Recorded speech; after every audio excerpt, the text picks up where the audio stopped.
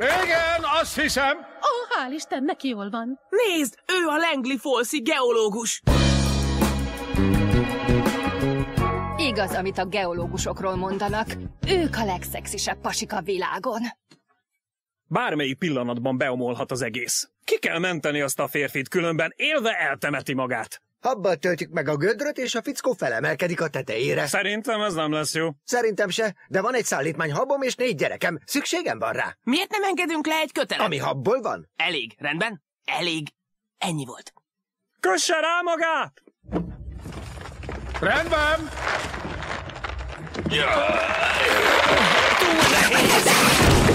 Hagyd az aranyat, Stan!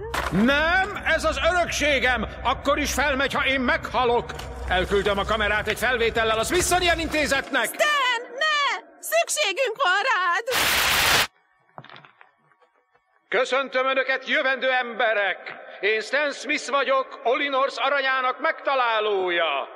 Talán ismernek abból a filmből, amit rólam forgattak Bruce Campbell-lel. Ez volt az a szerep, amivel kiemelkedett a másodosztályú filmek világából, megtalálta a férjét, Campbell Scottot, aki most Campbell.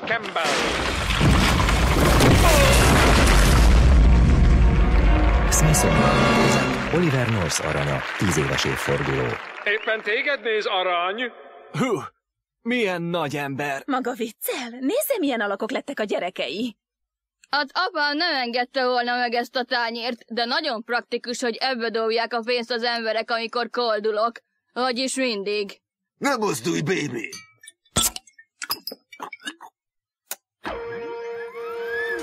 Steven gazdám, beindítsam az Alfa 5 Omega eseménysort. Beizgult a kicsi. Ott halt meg, ahol élt. A saját házában. Ó, Stan! Stan! Stan! Stan! Gyere ki onnan! Vajon mi van a kötél végén? Én úgy érzem, egy láda arany. Nem tudom. Én sok embert húztam már föl. Úgy tűnik, ez is az. Hát mindjárt kiderül, Johnny. Húzzuk szép óvatosan, és megtudjuk a választ. Stan, azt hittem, meghaltál, hál' Isten élsz. Hé, mi van? Hová lett mindenki?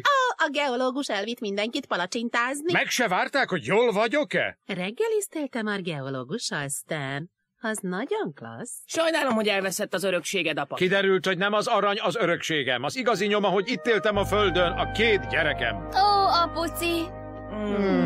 És holnapra eltűnik a robot meg a piercingek, különben ez a ház lesz a sírotok. Hát ez aztán a tanulság.